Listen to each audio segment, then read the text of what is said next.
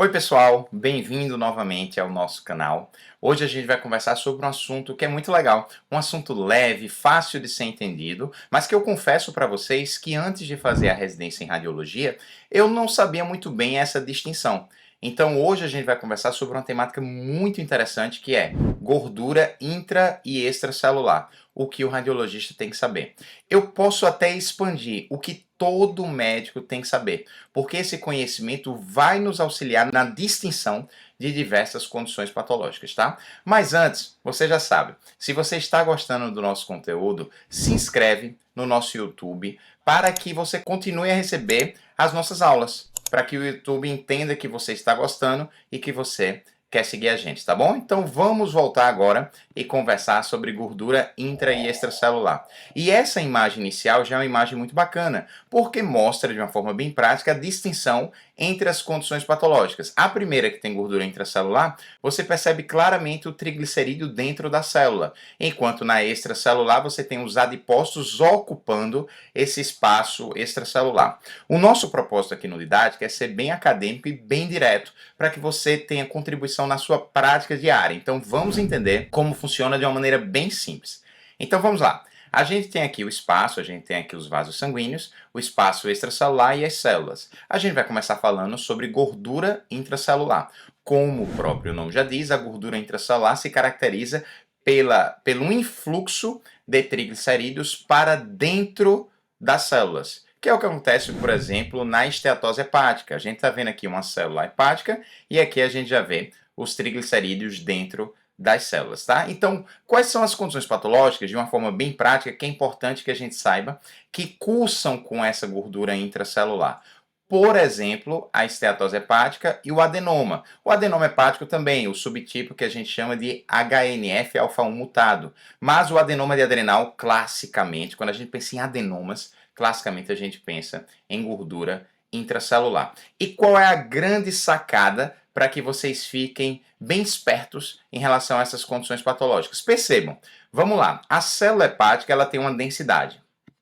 A célula gordurosa ela tem outra densidade. Vocês concordam comigo? Por exemplo, se a célula hepática tem uma densidade de 60 unidades Hounsfield e eu coloco a gordura dentro da célula, você vai ter uma perda gradativa da densidade, porque aquele tecido que tem uma densidade negativa, às vezes de menos 100, quando é associado com o tecido que tem uma densidade de 60, ele vai proporcionalmente levando a uma queda progressiva nessa densidade. E essa é a grande característica que acontece, por exemplo, na esteatose hepática. Você vai tendo uma redução progressiva à medida em que você vai tendo um aumento desse depósito intracelular de gordura. Essa é a grande característica que a gente vai identificar com muita facilidade na tomografia computadorizada. A gente sabe que na tomo, por exemplo, a esteatose hepática ela se caracteriza por essa perda gradual e normalmente a gente faz uma relação entre a atenuação do fígado com a atenuação do baço. Normalmente a atenuação do fígado é de 5 a 10 unidades Hounsfield maior do que a do baço. Quando você tem a densidade do fígado menor do que 10 unidades Hounsfield, quando a gente compara com a atenuação do baço, você já pode inferir que se trata de um caso de esteatose hepática. Claro que à medida em que essa esteatose vai se tornando mais vultosa, mais acentuada, você vai tendo um fígado que vai tendo uma densidade progressivamente descendente. A tal ponto, em esteatoses muito exuberantes, parece que o fígado virou água. Você coloca lá o ROI e o fígado está com densidade de 15, de 14. Mas não é água. É porque é exatamente a mistura do tecido sólido com o tecido gorduroso. Como você vai tendo uma maior proporção de tecido gorduroso, a densidade como um todo vai caindo. Outra coisa que é bem prático é o adenoma de adrenal. O adenoma de adrenal, que é rico em gordura usualmente, a característica clássica do adenoma de adrenal é ser rico em gordura, ele também vai tendo essa gordura sendo depositada dentro dele. Então ele vai tendo uma perda progressiva de densidade e quando a gente tem um nódulo da adrenal com a densidade menor do que 10, claro que acima de menos 20, porque também se a densidade for baixa demais, a gente já está falando de outro tipo de depósito de gordura. Então, se a gente tem uma lesão nodular que tem a densidade média menor do que 10 unidades Hounsfield, a gente já está autorizado a falar que se trata de um caso de adenoma de adrenal. Ambas são doenças que cursam com gordura intracelular. A ressonância magnética é fantástica na distinção entre gordura intra e extracelular. Existem duas sequências que a gente chama de sequências em fase e fora de fase, sequência T1 in phase e out phase, e as lesões que são ricas em gordura microscópica apresentam uma perda do sinal na sequência fora de fase. É uma característica muito típica das lesões que têm gordura intracelular. Então, essa queda do sinal no out phase é típico de gordura intracelular. A gordura extracelular, como o próprio nome já diz, se caracteriza pelo depósito de adipócitos nesse espaço extracelular. Você percebe aqui na histologia grandes células de gordura no meio do espaço extracelular. Eu costumo falar brincando que é aquela gordura da picanha, densidade baixa de verdade, é a gordura em si da lesão que está tomando conta do órgão. Então, dois exemplos clássicos de patologias que cursam com gordura extracelular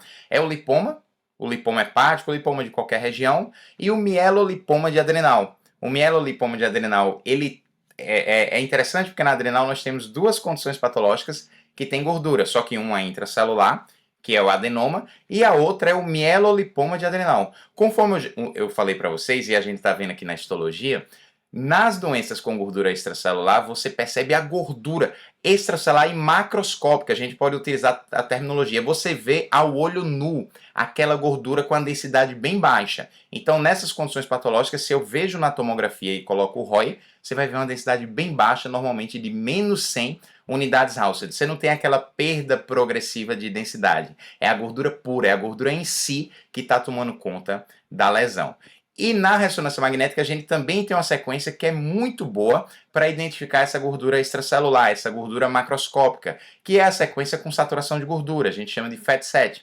Porque as sequências que vão saturar a gordura, por exemplo, a gordura subcutânea, a gordura visceral, ela vai saturar também a gordura da lesão, visto que também é uma gordura macroscópica, como a gordura visceral e a subcutânea que a gente consegue perceber nos métodos de imagem, tá? Então, todo o tecido de gordura macroscópica perde o sinal. Então, na prática, como é que funciona? Vamos lá. Gordura intracelular, que é a gordura microscópica. Na tomografia, densidade gradualmente sendo reduzida. Na ressonância, queda de sinal no out phase. Então, um exemplo clássico, a própria esteatose hepática. A gente percebe aqui a densidade do fígado bem menor do que a do baço. Se você colocar o ROI aqui, ele vai estar com a densidade de 20, de 19, de 18, uma perda progressiva. Na ressonância magnética, nós temos duas sequências, a sequência T1 em fase e a sequência T1 fora de fase. O que auxilia muito na identificação desse T1 fora de fase, de uma maneira bem grosseira, tá? Os amantes da física da ressonância não batam em mim, calma, é só para entendimento. Parece que os órgãos e as estruturas estão quase que desenhados a lápis. Você percebe linhas de hipointensidade de sinal e isso caracteriza a sequência fora de fase. Perceba que o tecido hepático ele perdeu o sinal. Isso significa que ele está cheio de gordura intracelular, ele está cheio de gordura microscópica. Outro exemplo clássico, o adenoma. A gente percebe aqui na tomografia o ROI mostrando que a lesão já tem uma densidade menor do que 10, e na ressonância magnética você tem um nódulo aqui na adrenal esquerda que na sequência out phase ele perdeu o sinal. Isso caracteriza uma lesão rica em gordura microscópica, isso caracteriza o adenoma. Então, na prática, é assim que a gente entende. A gordura macroscópica ou extracelular é o próprio pedaço de picanha, conforme eu falei brincando. Então, na tomografia, você já percebe uma lesão, nesse caso, um mielolipoma de adrenal, ele não tem só gordura, mas predominantemente gordura macroscópica, você já percebe que a atenuação dele é muito parecida com a da própria gordura visceral e subcutânea. Se a gente colocar um ROI aqui, a gente vai perceber uma densidade bem negativa. E agora a queda do sinal não é mais no in-phase e out-phase, mas na sequência com saturação de gordura. Nessa sequência aqui, saturou a gordura, nós tínhamos a gordura com hipersinal, saturou a gordura subcutânea e visceral e a lesão saturou pra caramba também. Então, eu olhei para isso, eu penso em gordura macroscópica. Então, de forma resumida, gente, gordura intracelular ou microscópica, a sequência de ressonância magnética que vai nos auxiliar em phase e out phase. Na gordura macroscópica, na gordura extracelular, é a sequência com saturação de gordura.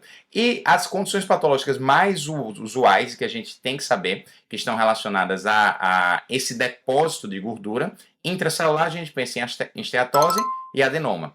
Extracelular, a gente pode pensar no lipoma, no mielolipoma, o angiomiolipoma, normalmente, ele pode ter um pouquinho de gordura microscópica, mas ele é rico em gordura macroscópica. São todas condições patológicas que cursam com gordura extracelular. É isso, gente. Conversa rápida, um assunto muito legal, gordura micro e macroscópica. Espero que vocês tenham gostado. Curte a didática e vamos em frente.